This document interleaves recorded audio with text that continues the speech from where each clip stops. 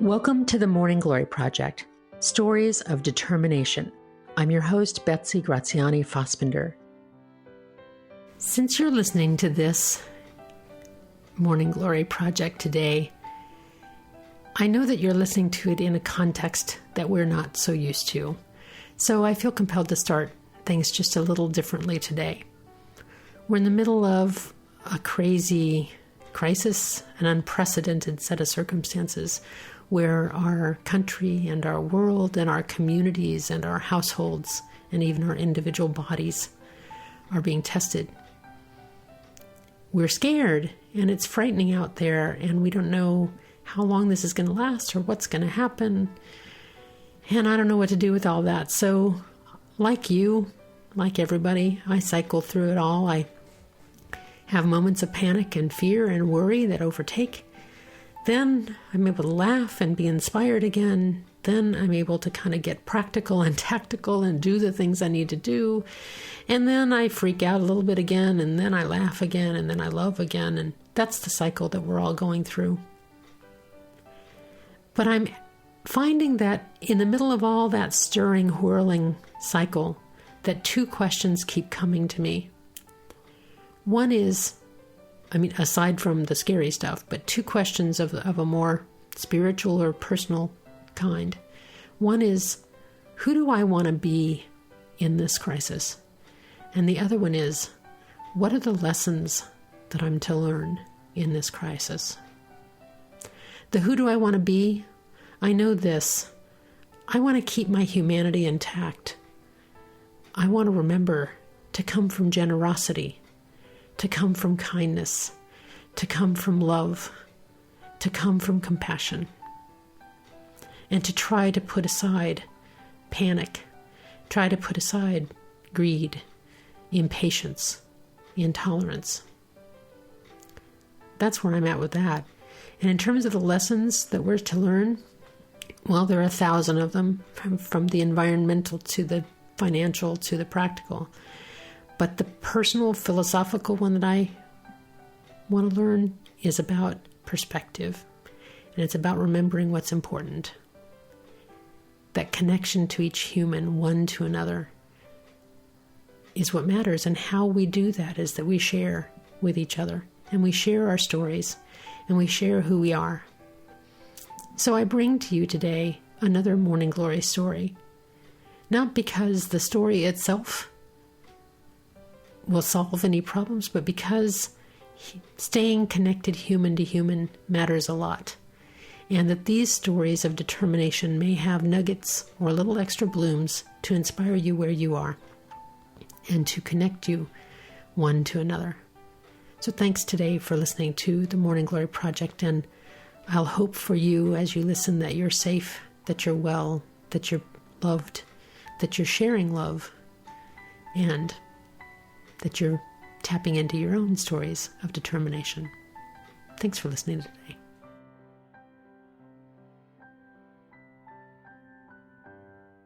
I'm very happy today to welcome to the Morning Glory Project Samantha Dunn. In her spellbinding bestselling memoir, Not by Accident, Reconstructing a Careless Life, Samantha Dunn states that, quote, God touches us with a feather to get our attention. Then if we don't listen, he starts throwing bricks. Her brick arrived when her horse inadvertently trampled her, nearly cutting off her legs, severing bones, vital muscles, and veins.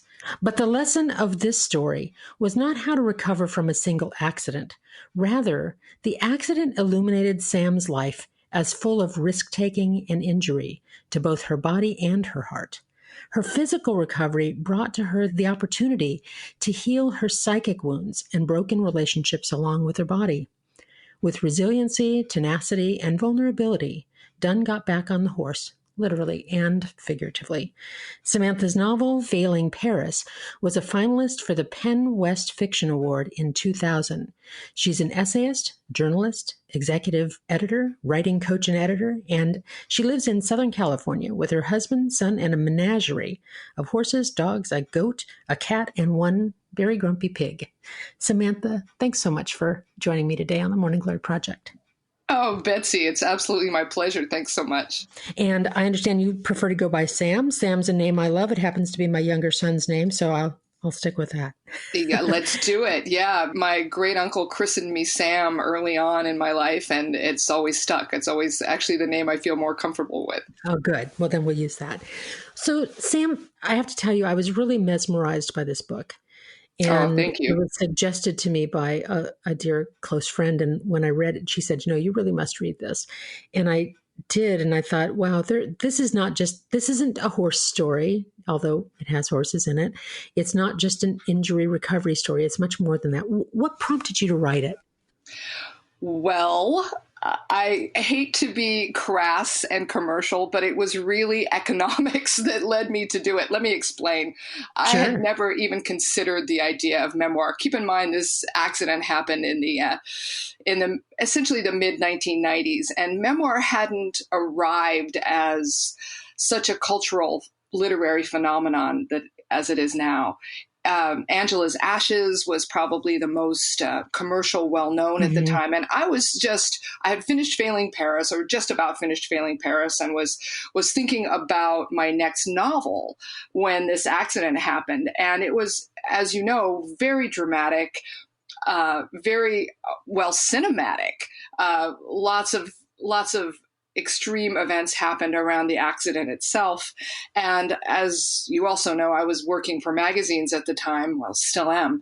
And my editors, when they found out what had happened, they said, "Oh, would you write something about it? Oh, would you write something about it? Oh, that's fascinating. Would you write something about it?"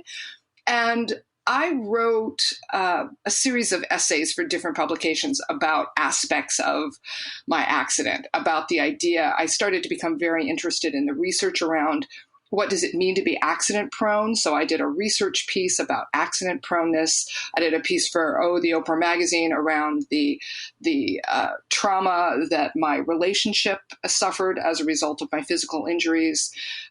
Oh my gosh, I wrote something for Vegetarian Times about a moment with my horse. And my agent at the time, Peter Mattson at Sterling Lord Literaristic, said, I really think that there's a book here.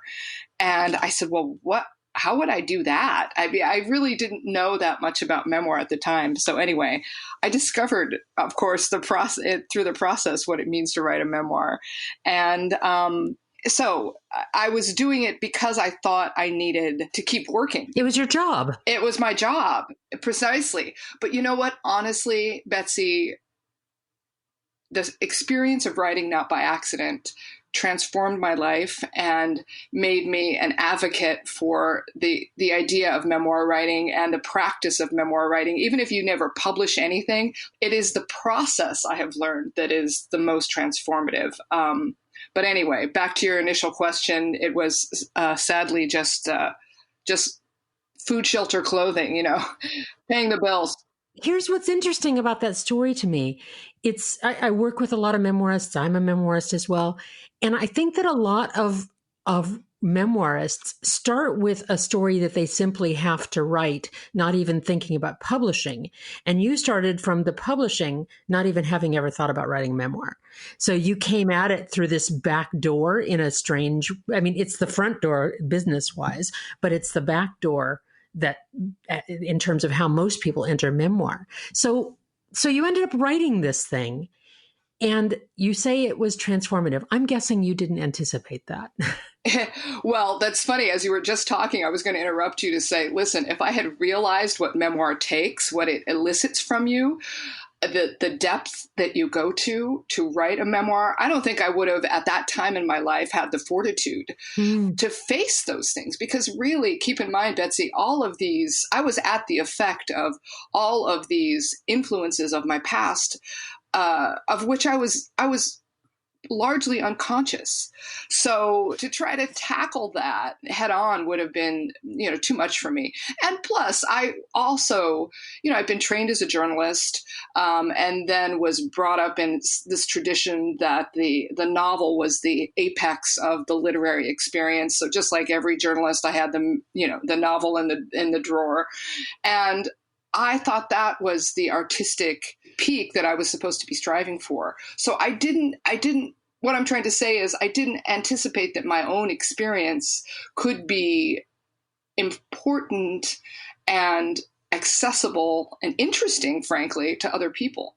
So it was really the process of doing the book that taught me all of that. Well, so that's what it taught you about the art part of this. But I'm Mm-hmm. wondering, your subtitle, which is Reconstructing a Careless Life, Yeah. is, I'm guessing, that's what emerged for you as your truth. Can you tell me about that? Tell me about, first of all, for those who have not been fortunate enough to find and read this book yet, tell me about this injury, how it happened, and then kind of how you discovered this reconstructing of a careless life process. Yeah. Yeah, well, the accident itself was pretty dramatic. I've been an equestrian all my life. Equestrian always conjures these images of the girls with their hunt club ponies, and their jumping and their ribbons. But what I'm talking about is from a very blue collar background, and we always had horses. It was kind of like, well, if you can catch him, you can ride him, kid. And I had this series of free and wild horses throughout my childhood. And so what I'm trying to say is I grew up riding, and I grew up riding really difficult horses. And my beloved horse Harley was no exception. He was a rescue thoroughbred off the track, very hot-blooded, huge, beautiful animal, but very, very flighty, very unreliable. And one day, honestly, it was just a day where I didn't have the concentration to work in the ring. But by this time in my life, I had made enough money and had enough pretension, if you will, to fancy myself a dressage rider. So I was trying to turn this broken down thoroughbred into a dressage horse. And that takes a lot of concentration, and it's a very involved discipline. And just one day, all of this stuff had happened. My ex-husband had gotten out of rehab. He was recovering from drug addiction, and many, many things were going on in my life. And I just didn't have the concentration to ride in a serious way. So I thought, hey, I'll just go on a trail ride. This is in Malibu, and it's a very rugged terrain. And I decided to take a trail that I'd heard about but never been on. It was supposed to lead up to a waterfall, and it did, but I didn't get there. So as we're going along the trail, my horse and I, we come to a stream that is really unexpected in the dryness of Southern California. And he was very nervous about it, and he wanted to jump the big stream, and I didn't want him to do that. And so I broke the cardinal rule of horseback riding. The rule says that you're always safer on the horse than off the horse.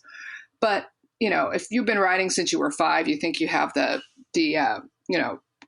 get out of jail free card and you can break every rule. So I get off the horse and I'm just calming him down, leading him across the stream. And I don't know if this is too much detail, but I had on new boots and I didn't want to get those new boots wet. So I thought I'll just hop over to this next rock so I don't have to put my foot in the water. And that slight movement was enough to scare my very flighty thoroughbred.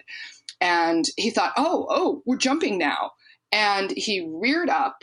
And this is a huge horse. He was almost 17 hands high. And he reared up, which the force of that jerked me kind of off my feet. And he jumped forward and he landed on top of me. In the process of that, he dislocated my shoulder, which was excruciating pain. That was the pain that I was really feeling. But I was underneath him.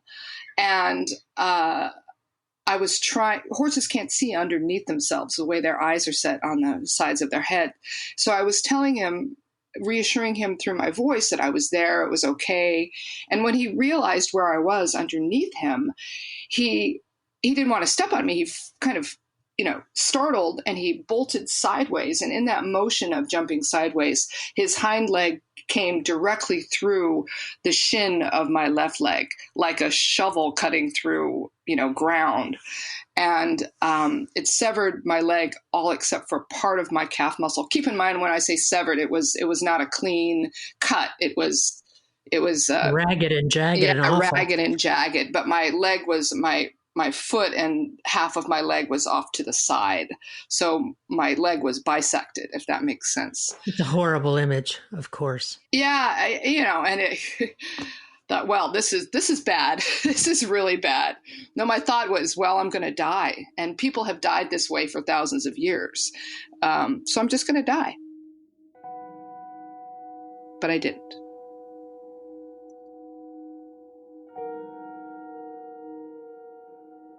So here you are, and you're in this long recovery process, because this is not an injury that you just go get stitched up and get better. This is rebuilding the lower half of your body, plus recovering from a shoulder injury, plus what was going on personally. And in this process, as I'm reading your story, what comes apparent to you is how unnecessary, how you've always thought of yourself as, quote, like you said, accident prone. Right. But it seems like there was a switch that took place where you stopped seeing yourself as accident prone and started seeing yourself as an unnecessary risk taker. That's exactly right. It was kind of a joke in our family that I would have so many accidents. And it was actually through that comment that you read at the beginning of our interview. It was an interview that I was doing with a boxer. Her name's Lucia Riker, and I happened to mention this accident I'd had. I think we were talking over the phone, and she said, "Well, God touches us with a feather, and then if we don't listen, He starts throwing bricks." And something about that just hit me like a brick. It did. It hit me. It resonated in me like a bell, like striking a bell, thinking, wow, if we don't listen. And I started to look at all of the other accidents that I had had. In fact, the book proposal for Not by Accident just begins with a solid page. I wish I could show you this, a solid page, single spaced, of all the accidents I could remember in my life. It was really astounding when I started from the earliest age I could remember to the present moment to see how many accidents, serious accidents I'd had, concussions and broken ribs and broken wrists, and separated my rib cage from my sternum, and sprains and burns. And they were all associated with reckless behavior, getting on a boyfriend's motorcycle without the right boots on, getting a burn that way, taking out that horse that nobody else would ride, but I thought that I could. And the narrative that I had always had was that I was crazy and wild and brave. But when I really had to sit there in my own sadness and pain, all of those months recovering from the accident, I started to look at the depth of what was going on. I started to look at the history of my family, the traumas, the brokenness that I was raised with. And this is no condemnation of the two pretty incredible women who raised me. They were products of pretty traumatic and broken families themselves. So I started to understand that it was a legacy that had arrived in me. It's so interesting. I've been thinking, in preparing for this conversation, I've been thinking about the word careless, and thinking that it's without care to oneself. That's exactly right. Here you're getting applause for this. You're like, wow, you're a horsewoman. Wow, you're brave. You're tough. There's this kind of thing happening where there's, and also you're internalizing the story about yourself, which is that you're accident prone, or you're wild, or you're whatever. And right. Seeing yourself as that kind of a person, as opposed to, you know what, I only have this one life, and look what I'm doing with it. That's right. I'm wondering what was this sounds like a recovery kind of question, and in a way, I guess it is, but it's often used in the substance abuse world. But what was your bottom? What was the moment when you realized, like, you know what, this can't go on like this? Oh, gosh. I feel like, as any addict will tell you, there's a series of bottoms. There's really, honestly, not one moment. There were a series of moments. One was, okay, so going back, I'm still working, right? I still have to work this entire time that I'm recovering. And most of it I'm able to do on the phone, articles for, In Style magazine. I'm doing a phoner with some celebrity. But one assignment I get is to do a profile of all the celebrity trainers to the stars. And Fitness trainers? yeah, fitness trainers to the stars. And one of those at the time, who was the yoga teacher for everybody famous in Los Angeles, her name was, well, still is, Gurmukh Kaur Khalsa. She was the one who really brought Kundalini yoga into fashion. And I called her up just to get a couple quotes from her. And she's kind of the quintessential yogi, airy-fairy, ex-hippie. And she said, "Oh, I hate to talk on the phone. Can you just come down? I'll see you later. I'm here all afternoon." And yeah, she hangs up, and I thought, oh, crap, I have to drag myself to Hollywood. But okay, I have to get this story done. So I do. I, pull my sweatpants on over my, leg brace, and I get my crutches. Maybe I had a walker. I forget if I had a walker or crutches at the time. Anyway, somehow pour myself into my ex-husband's car, drive all the way to Hollywood. And I drag myself up to the house where she taught all her yoga classes. And she opens the door, and just the look on her face, just seeing my brokenness reflected in her face. Does this make sense to you? Oh, it absolutely does. Not only did I feel that she was seeing all of my injury, but she was seeing beyond that. Beyond that, exactly. And we didn't have an interview. She just said, "Come here." And she brought me into her bedroom, put me on her bed, and we talked for 3 hours. And that was an opening to me. Mm-hmm. And when I got out of that house, when she finally had to go teach a class, I sat in the car opposite her house, and Betsy, tears just started to come like a dam had broken. I started to sob. I couldn't even see clearly out of my eyes that I was crying so hard. And I knew that something deep needed to be, how should I say this? Something deep needed to be excavated in my soul, and that I had more work to do than just heal my leg and heal my shoulder.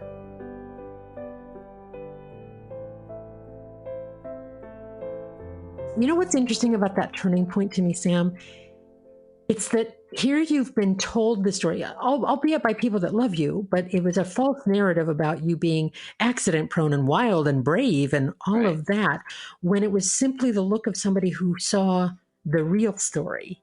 Right. And even communicating that nonverbally, somebody who reflected back to you like, wait a minute, what you've been saying about yourself and what others have said about you your whole life, that's not your story. That's not your story. And in fact, it's damaging. And let me go back to my mother and my grandmother. They also, well, my mother in particular was, I called her a John Wayne woman, not in the racist sense, certainly, but in that swagger, in that look fear in the face, don't ever let them see you cry kind of thing. And I understand why she had to be that way. She was a child of a divorced home in the early 50s, where that was unheard of. And she was a single mother in 1965 when that was to be the harlot at the edge of town. And she had to create this life really out of sheer will. And if she had looked at the pain that her daughter was in,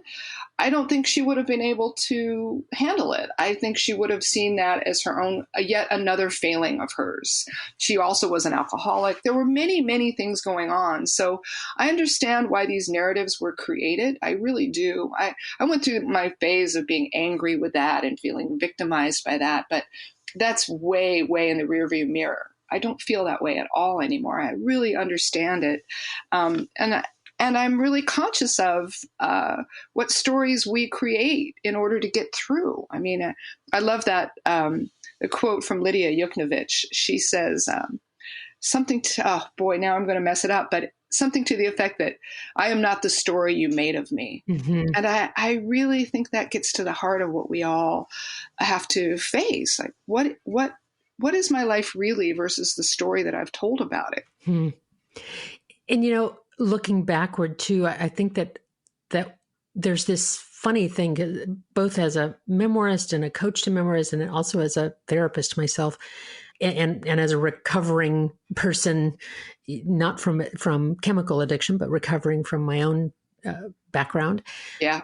I know that there was a period that I had to be mad at my own mom for what I perceived as her flaws, but then I had to realize that I was measuring her by a yardstick that wasn't available to her. Wow, that's perfectly said. Yes. Yeah, she didn't have the resources that we have today. No. She was a woman of she was born in the 1920s, for Pete's sake.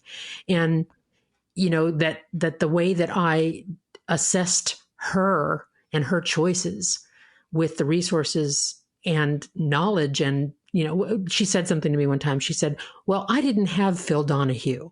Well, she was right. No, absolutely. And I have taken that the things that we talk about with candor, addiction and sexual abuse and all those things, the things that we throw around, with hashtags now, right, were not even part of the lexicon of her vocabulary. It's literally not part of the vocabulary. It's so interesting that you bring this up. I was just talking to a friend about this. I have an 11-year-old son now, had a child very late. And I am just amazed by the fluency kids have now in terms of naming their emotions. Words I didn't even know. I mean, I can't think of a good example, but I hear my 11-year-old talk and I think, wow. I mean, if we've done anything, we at least have given kids a larger vocabulary than certainly we had, certainly, the previous generations had. So they can name things. They might still make mistakes, but at least they can label them and, I don't know, hopefully move past them in a different way. We can hope, right? Yeah. All we can do is better than we knew before. That's all we've got, right? Yeah. So right. what were in addition to this yogi, I guess, in a way, what were the resources or ideas or practices that you used then, not only for your continued physical recovery, but for this sort of emotional recovery, rebuilding of your body, your psyche, your heart? What did you use? It's so interesting. I used a lot of things, and a lot of things came to me, maybe because I was open to them, maybe because I was just living in Los Angeles. And it also helped to be a journalist, covering different topics for magazines, because I had incredible access to thinkers and healers. And I don't know, people just started to come into my life after Gurmukh came into my life. And related to that, I did another article for, I forget what magazine. A friend of mine, an editor, called me up and said, there's this guy who is a Navy SEAL, and he's teaching these amazing classes. It was mixed martial arts before there was a term for mixed martial arts. And before my accident, I had done some boxing and other kinds of combat exercise like that. And he said, I think you'd be great to go interview this guy. Why don't you go interview this guy? So I did. I go interview the guy. Thought he was pretty much a jerk when I first met him. But he also, like Gurmukh, looked at me. I was interviewing him in an outdoor setting, and I was on my crutches, and I go to cross the street, and I miss the curb, and I was on my way to falling to the ground. He comes in, he literally swoops me up in his arms so I don't fall. And I make some joke. It was embarrassing. It was also kind of thrilling, but I make some joke about being a klutz. He said, and he was really serious. He said, I don't think you're a klutz. I just don't think you care enough about yourself to keep yourself safe. Wow. Yeah. Total stranger. And I thought, hey, screw you, man. Who are you? And again, when I get back home, that comment resonated so profoundly in me. And again, I start going back through the accidents that I had, and I think about the way that I have just kind of flung myself at the world, really not caring, because it was so much easier. It was so much easier, Betsy, to feel physical pain than to sit with any kind of emotional pain. And in fact, in my house, you weren't allowed emotional pain. It was butch up or shut up. It was, only wussies cry. We don't have time for this. Which is interesting because that's more often, I think, a message to boys. Oh, yeah. It's more rare for women to be getting that instruction, don't you think? Well, I do. Maybe it's because we didn't have any men in the picture. And we had to be. Y'all had to be tough. We had to be tough. We had to be tough and feminine. It wasn't, my mom wasn't, how should I say? She wasn't macho per se. She was a broad. Do you know what I mean? She was a full on Jane Russell, Mae West, wisecracking, beautiful, sexy, and tough as shit broad. And that's the model. Yeah, that was how we had to navigate living in a world with no money, with predatory men, with forgive me, but a sexist system. We had to be smart and tough and beautiful as a way to survive. My mom talked about makeup. She always said, "Well, let's go put our war paint on." It was that toughness that would get us through this really kind of brutal world. That was your armor. Yeah, armor. Exactly. You were armored on every level. So when I looked at those accidents, I also looked at what was happening in our family at the time. My mom's, series of unfortunate events around men and relationships and the economic strife we had and the alcoholism and the sadness and the isolation. And what do you know? The kid is getting hurt because the kid can't ask for help, but the kid can ask for a bandage. Do you know what I mean?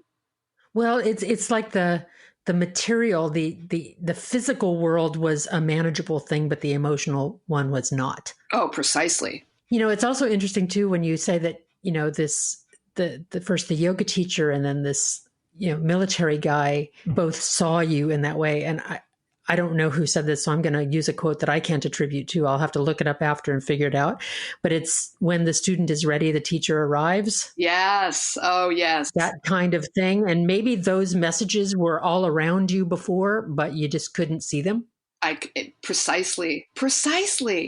All of a sudden, everybody was a freaking guru to me. I mean, it was the acupuncturist that I went to, and there was a woman who taught the Feldenkrais method, which is kind of an obscure practice for movement that helped me walk again. And I worked out with this former Olympic wrestler named John Hanrahan, by the way. And he had these amazing pearls of wisdom. And then I started seeing a therapist, and I would never have gone to a therapist previous to that. I thought that was an indulgence, but well, as a therapist, you know exactly what happened. Yeah. Life is transformed, all of a sudden I have a vocabulary. And isn't that, as a person who loves words, yes. Isn't it amazing? Here you were, a writer without the vocabulary to describe what you were living through. Oh, it's so true. It's so bizarre. And it also tells me why I loved books so much, because it was a way to understand and express this emotional life that I couldn't do in my everyday life. And maybe that's why I was attracted to novels too. It was, there was a surrogate, in the character. To talk about things that I couldn't speak to directly. Yeah, I think of my own experience as a young person loving stories and books and novels, that I think I was building empathy for myself.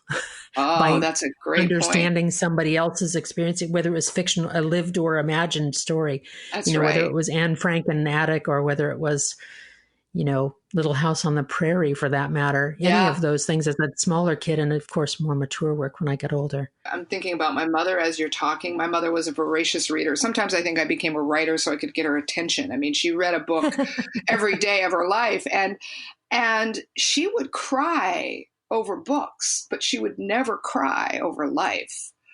a sad story could make her tear up, but anything in her life, no. And that's why I love books so much. Me too. So Sam, one last thing before we end here. Tell us a little bit about what your life is now. Because in the book that I'm talking about, of course, you had a different husband that relationship ended, as did other kind of destructive things in your world. Tell me about your world now so people can know where you are. It's pretty astounding. As I sit here in my house in Orange County, California, a horse in the back, all of my menagerie of animals. My husband, I've been married to for 15 years. My 11-year-old son is sick in bed today. I have an amazing job as the executive editor of a regional magazine and teach amazing people at Chapman University and at various places throughout the country, directing the Esalen Writers Week. I have an amazing life, Betsy, and it's been a long time since I hurt myself. Isn't that amazing? Do you know what I mean? I do. It's been a very, very long time since anything happened that was seriously injurious to me or painful. And I really physically painful. And I'm so grateful. I mean, if I hadn't had that experience, I don't know, I might be dead. Yeah. It really changed my life. Well, I'm certainly glad it did, if for no other reason for you and your family, but also in a selfish way. So I have some more books and stories and articles of yours that I get to read. So thank you so much for being part of this Morning Glory Project today and for sharing this. If those out in the world want to learn more about Sam and what she writes, they can go to Samantha Dunn, Dunn, SamanthaDunnWriter.com. Find out more. I'm sure you can also find her in those online places, but then order the books at your local indie bookstore. That's always a good thing to do. Sam, thank you so much for making this time today and for sharing your story with me. Betsy, it was really a joy. Thank you for asking. I appreciate it.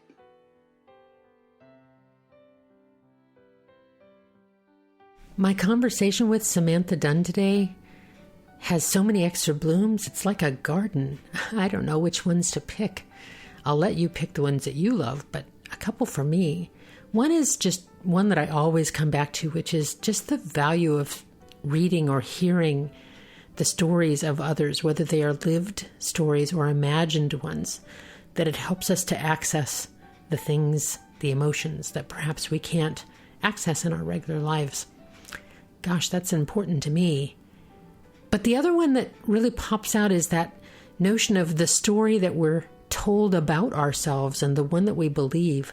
I'm a klutz, or I'll never be successful, or I'm just a blank, whatever it is that you've been told you are just of.